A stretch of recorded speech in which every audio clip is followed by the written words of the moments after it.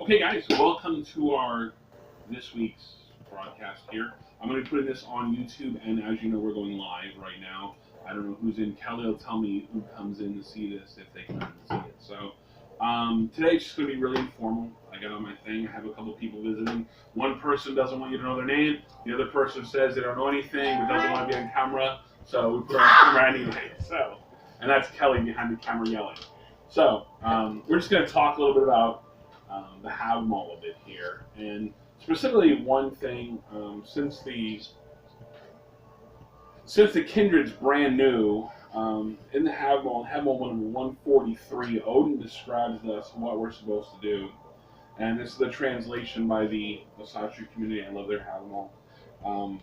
Their translation says, "Can you write? Can you read? Can you paint? Can you prove something? Can you wish? Can you worship? Can you summon? And can you sacrifice?" The other translation of that is, "Dost know how to write? Dost know how to read? Dost know how to paint?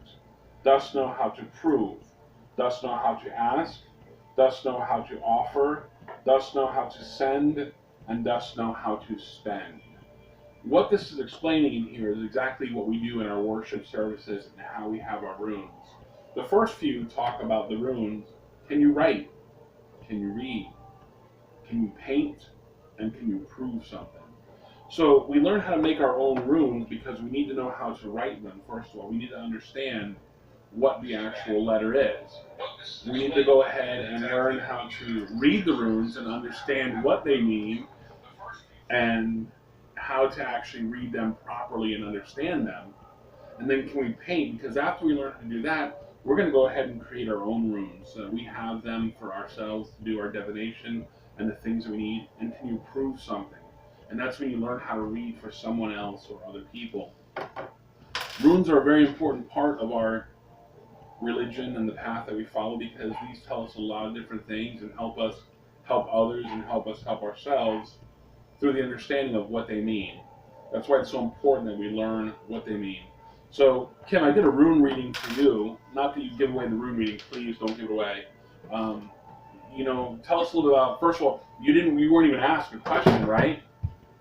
No. Now, was it like a tarot reading that you've had before?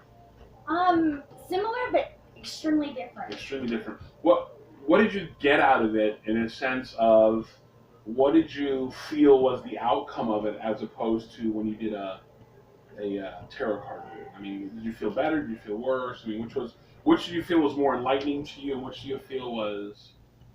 Well, I felt very perplexed after the rune reading. Right. Because it opened up doors that I did not want to go through at that point in time. Right. The tarot reading, they say I cannot be read by tarot. Right. Which possibly that is true. Or maybe it just wasn't the right time for it to be. Right. But as far as what I got from it, it helped me make a decision, a very, very important decision that I had been going through and fighting. And trying to fight the outcome and change the outcome. Right. And that's what the runes said. What did you think of the runes the first time you saw them? I mean, what did you think they were? I mean, when you looked at them and saw my runes and. Well, I mean, they've got these symbols on them, and just like like tarot cards, it has a picture and it's symbolic. Right. Not knowing what the symbols actually stand for, but they're smooth to touch. They have a very powerful energy. It's a positive energy when you touch them, and it was a very, very good experience. It's something I'd like to do again on a regular basis, really. Yeah, and definitely, we need to learn how to do rune castings on a regular basis. Again, like I said, they're really good in our divination, and they really help us help others, help ourselves, and understand the path that we're on. So coming from the person that doesn't want to be mentioned or know their name at all, so we won't give their name or mention them. Well, last time they had a rune casting, and they're not even of the faith. What did you feel of your rune casting?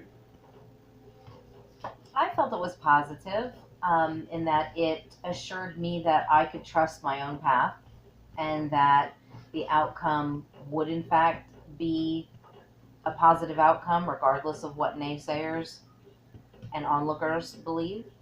So it definitely assured me to trust myself. Did it help you both to have somebody who understood the runes really in depthly, understood the meaning? Like, was it explained to you prior to what you did, how you were doing it, and why? Yes, yes. It was in detail. And of course, with anything new, you're always just a little apprehensive Right, about right. it. Yep. But if you have to, sometimes I think you just have to open your mind and open your heart and trust Right. and just get outside the box. Gotcha. So when we do runes, we definitely want to make sure that we understand the meaning of the runes behind it. Now, there are many different translations of what runes mean. Find one that's definitely comfortable for you and stick with that one. If you're kind of all over the page, the person's going to feel like you may not know what you're talking about because you say, oh, this rune means this, but it also means this, but it also means this. And if runes mean like 5 or 6 different things to you, try to pick the one that best describes the rune that you're doing because, again, when you're doing a reading for someone or trying to go ahead and do the reading for someone, if you don't understand what you're doing, it makes it look like you really don't understand. So the next part of what Odin tells us here after the runes is, can you wish, can you worship, can you summon, and can you sacrifice? This tells us how to bloat.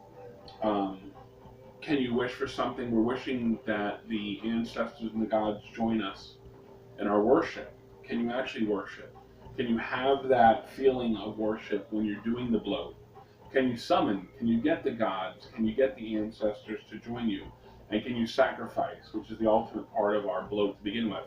We sacrifice our time, we sacrifice our mead, we sacrifice our selves to do the work and willings of the gods and the ancestors, and then we offer them that at the end, again, a sacrifice at the end. Did you attend the bloat? Have you attended the bloat yet?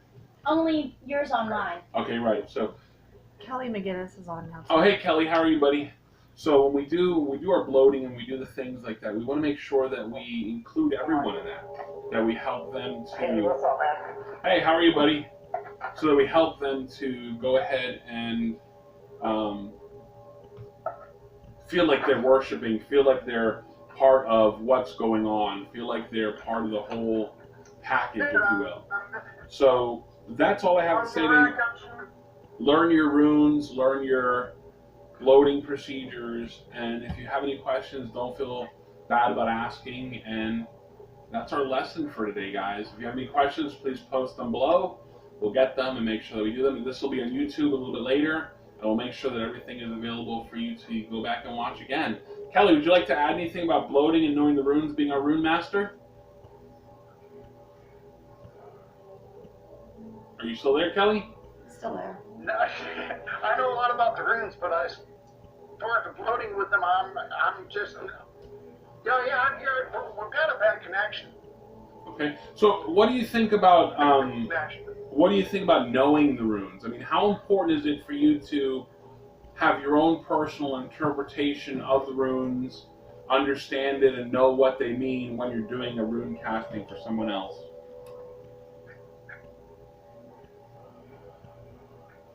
Yeah, you have to know the runes, and there's basics that are set down as far as what runes, like just for. So, there's basics that are set down, like runes,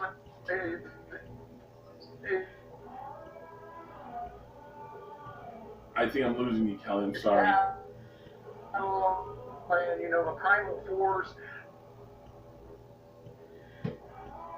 There's as we're bringing on their own meaning. They have their own meaning for transmitting. It takes time. Yes, definitely. And again, our religion is a religion of study. Divination with the runes is definitely the first step.